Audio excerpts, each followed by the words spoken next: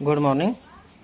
आज आपण इयत्ता 9वी प्रथम सत्रांत म्हणजे आपली जी 7 तारखेला प्रॅक्टिस टेस्ट ही जी एक्झाम होणार आहे त्याच्यासाठी असणारा पेपर पॅटर्न कशा प्रकारचा असेल तर ती आपण आज अभ्यासणार आहोत.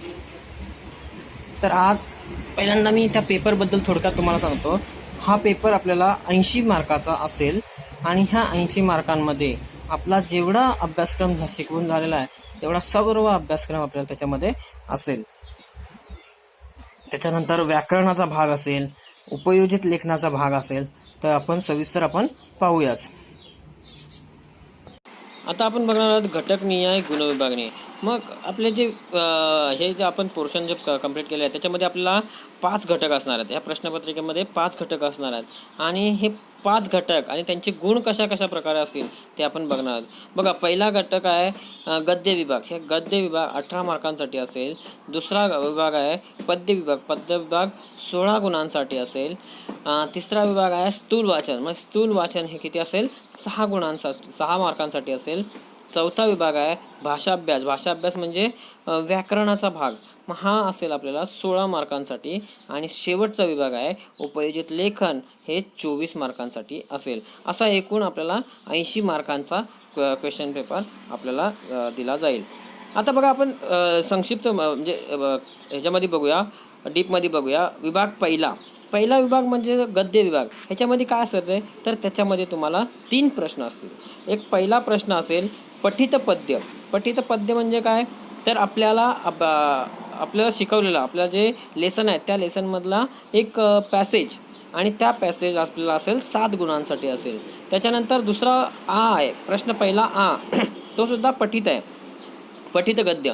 मग तो सुद्धा आपल्याला 7 मार्कांसाठी असेल. त्याच्यानंतर तिसरा ई आहे त्याच्यामध्ये अपठित विभाग. अपठित म्हणजे अनसीन पॅसेज. म्हणजे आपल्याला ते पठित म्हणजे सीन पॅसेज आणि अपठित म्हणजे अनसीन पॅसेज त्यासाठी असतील 4 गुण. म्हणजे अशा प्रकारे हा पहिला प्रश्न आपल्याला गद्य विभाग हा आपल्याला 18 मार्कांसाठी असेल. मग आता हे जे 7 गुण कशा प्रकारे विभागणी केलेली आहे त्याची तर आपण ते बघूया. बघा, पहिला त्याच्यामध्ये असेल आता एक पॅसेज आहे, सीन पॅसेज आहे आणि तो पॅसेज दिला असेल. त्याच्यावरती प्रश्न कशा प्रकारचे असतील बघा. कृती क्रमांक 1 त्याच्यामध्ये 3 कृती असतात आपल्याला. तर पहिली कृती असेल आकलन कृती. ही आपल्याला 2 मार्कांसाठी असेल. मग ती 2 मार्कांसाठी काय असेल तर बॉक्स असतात. प्रश्न दिलेला असेल त्याच्या पुढचे बॉक्स आपल्याला भरायचे असतात. असे म्हणजे आकलन कृतीचे 2 मार्कांसाठी प्रश्न असतात. त्याच्यानंतर कृती क्रमांक 2 आकलन कृती. कृती क्रमांक 2 सुद्धा कशी असेल तर आकलन कृतीच असेल. ती सुद्धा आपल्याला किती मार्कांसाठी असेल? 2 मार्कांसाठी असेल.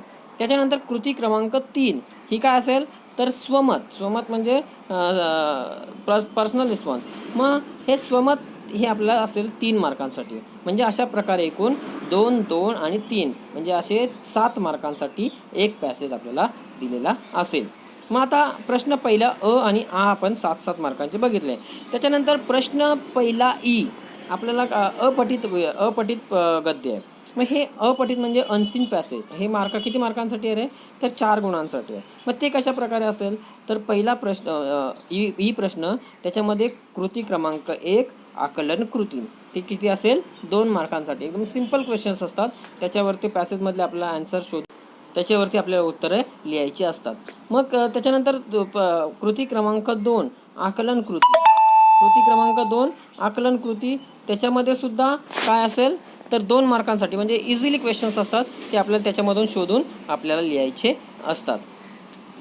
अशा प्रकारे प्रश्न क्रमांक 1 आणि ई हे आपल्याला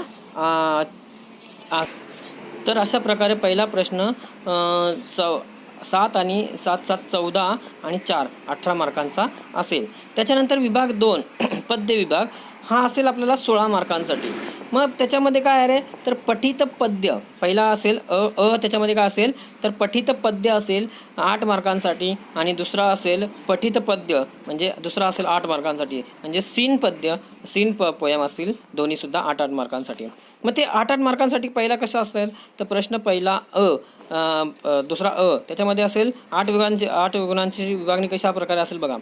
पहिला असेल आकलन कृती. एक पोयमचा पॅसेज दिला जाईल आणि त्याच्यामध्ये पोयमच्या पॅसेजवरून आपल्याला प्रश्नांची उत्तरे लिहायची. मग त्याच्यामध्ये कृती क्रमांक 1 आकलन कृती 2 मार्कांसाठी असेल. कृती क्रमांक 2 आकलन कृती 2 मार्कांसाठी असेल.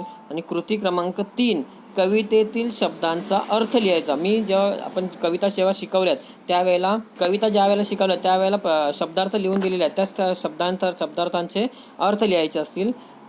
त्याच्यानंतर कृती क्रमांक 4 काव्यार्थाचा अर्थ. क्रमांक 4 कवितेचा भावार्थ. मग हे 2 मार्कांसाठी असेल. अशा प्रकारे 2 2 2 2 अशा 8 मार्कांचा हा प्रश्न असेल. म्हणजे आपण बघितलं पहिल्यांदा गद्य विभाग 18 मार्कांचा आणि पद्य विभागामध्ये आपण 8 मार्क हा 8 मार्कांचा भाग बघितला आहे. त्याच्या पुढचं आपल्याला बघायचं आहे आ विभाग. तर आपण आ विभाग बघूया. त्याच्यानंतर प्रश्न दुसऱ्यामध्ये ह्या 8 गुणांसाठी याची विभागणी कशी असेल बघा. म्हणजे रसग्रहण त्याच्यामध्ये तो जो प्रश्न असतो तो रसग्रहणाचा असतो. मग दिलेल्या 2 कवितांपैकी एका कोणत्याही कवितेसंबंधी खालील मुद्द्यांच्या आधारे कृती सोडवणे. म्हणजे 2 कविता दिल्या जातील. त्या 2 कवितेच्या आधारे खाली दिलेल्या आपल्याला कृती सोडवायच्या आहेत. मग त्या कृती म्हणजे रसग्रहण. म्हणजे त्याच्यामध्ये पहिला प्रश्न असेल त्याच्यामध्ये कोणत्या 2 कविता असतील त्या 2 कवितेपैकी कोणतीही एक कविताचं आपल्याला लिहायचं आहे. मग पहिला प्रश्न असतो त्याच्यामध्ये कवितेचे कवी कवयित्री. त्याचा 1 मार्क असतो. कविता जी कोणती कविता लिहायची असेल आपल्याला त्या कवितेचे कवी कवयित्री लिहिणे गरजेचं असते. मग त्याला 1 मार्क असतो. त्याच्यानंतर कवितेचा विषय 1 मार्कांचा असतो. कवितेतील दिलेल्या 2 ओळींचा अर्थ लिहिणे. म्हणजे 2 ओळी दिलेल्या असतील आपल्याला त्या 2 ओळींचा अर्थ लिहायचा असतो. त्याच्यानंतर कवितेतून मिळणारा संदेश काय आहे तर त्याच्यासाठी जो आपल्याला प्रश्न असतो त्याच्यावरती 2 मार्क असतात. कविता आवडण्याचे व न आवडण्याचे कारण. म्हणजे आपल्याला जर कविता आवडली तर त्याचं कारण लिहायचं आहे आणि जर नाही आवडली तर त्याचंसुद्धा आपल्याला कारण लिहायचं आहे. ते 2 मार्कांसाठी असतो. त्याच्यानंतर कवितेतील शब्दांचा अर्थ लिहिणं. म्हणजे काही शब्द दिलेले असतात कवितेतले त्या शब्दांचे अर्थ आपल्याला लिहायचे असतात. म्हणजे असे 6 कृती असतात. त्या 6 कृतीमधले कोणत्याही तुम्हाला 5 कृती परीक्षेला येतील आणि 5 कृतीमध्ये 8 मार्कांचा तुम्हाला हा क्वेश्चन्स असेल. तर अशा प्रकारे प्रश्न दुसरा हा पद्य विभाग हा आपल्याला किती असेल 8 आणि 8 16 मार्कांचा पद्य विभाग असतो. त्याच्यानंतर स्थूल वाचन विभाग 3 स्थूल वाचन हा विभाग आपल्याला 6 मार्कांसाठी. मग आता याचे 6 मार्क कशा प्रकारे असतात रे तर प्रश्नांची उत्तरे लिहा. म्हणजे स्थूल वाचन जे आहे त्या स्थूल वाचनाचे आपल्याला प्रश्न दिलेले असतील आणि त्या प्रश्नांची उत्तरे आपल्याला पाठांतर करून त्याच्या प्रश्नांची उत्तरे लिहायची असतात. हे 3 प्रश्न दिलेले असतील आणि 3 पैकी आपल्याला 2 प्रश्नांची उत्तरे लिहायचे आहेत. ते 3 मार्कांसाठी तो त्याची विभागणी असते. म्हणजे असे 6 मार्कांचा तो स्थूल वाचन विभाग आहे. त्याच्यानंतर आहे विभाग 4. विभाग 4 मध्ये काय आहे तर भाषाभ्यास म्हणजे व्याकरणाचा विभाग आहे. आणि हा विभाग आहे 16 गुणांसाठी असतो.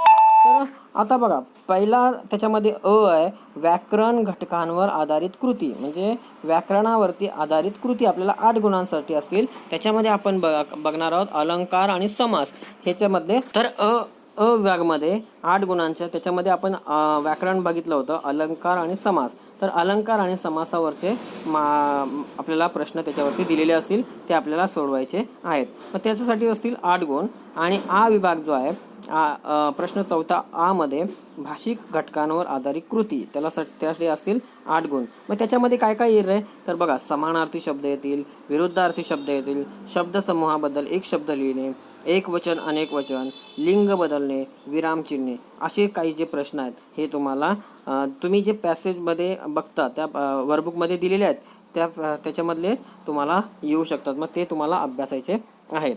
मग हे हा जो व्याकरणाचा विभाग आहे हा अ घटक आणि आ घटक असे 2 8 गुणांसाठी म्हणजे 16 गुणांसाठी तो प्रश्न असेल. त्याच्यानंतर आहे शेवटचा विभाग विभाग 5 उपयोजित लेखन. उपयोजित लेखन हा सर्वात मोठा विभाग असतो. हा 24 मार्कांचा विभाग आहे आणि जास्तीत जास्त मार्क्स मिळवण्यासाठी हा विभाग खूप उपयोगी पडत असतो.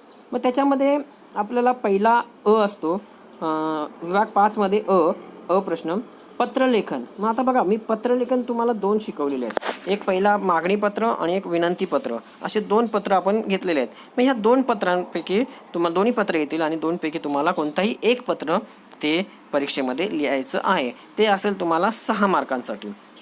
त्याच्यानंतर विभाग जो आहे त्याच्यामध्ये जाहिरात लेखन, बातमी आ विभागमध्ये 1 नंबर आहे जाहिरात लेखन, दुसरा आहे बातमी लेखन आणि तिसरा आहे कथा लेखन. हे मी तुम्हाला शिकवलेलं आहे कशा प्रकारे बातमी लेखन करायचं, कथा लेखन कशा प्रकारे करायचं आणि जाहिरात लेखन कशा प्रकारे करायचं.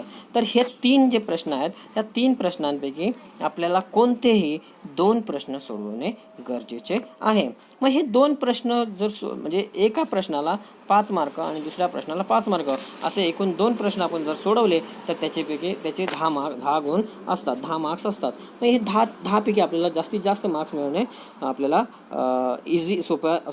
सोपा प्रश्न आहे. त्याच्यानंतर शेवटचा प्रश्न त्याच्या उपयोजित लेखनामध्ये शेवटचा प्रश्न निबंध ई प्रश्न असतो तो निबंध लेखन. मग ह्या निबंध लेखनामध्ये तुम्हाला कोणतेही 2 निबंध येतील आणि त्या 2 निबंधामध्ये तुम्हाला कोणताही एक निबंध तुम्हाला परीक्षेमध्ये लिहायचा आहे. त्याला असतील 8 गुण. मग अशा प्रकारे एकूण आपला जो उपयुक्त लेखनाचा जो भाग आहे बघा, पत्रलेखन 6 आणि जाहिरात लेखन, बातमी लेखन आणि कथा लेखन ह्याच्यामध्ये 10 गुण म्हणजे 16 आणि हे 8 निबंध लेखनाचे 8, 16 आणि 8 24 असे 24 मार्कांचा प्रश्न हा असेल. तर अशा प्रकारे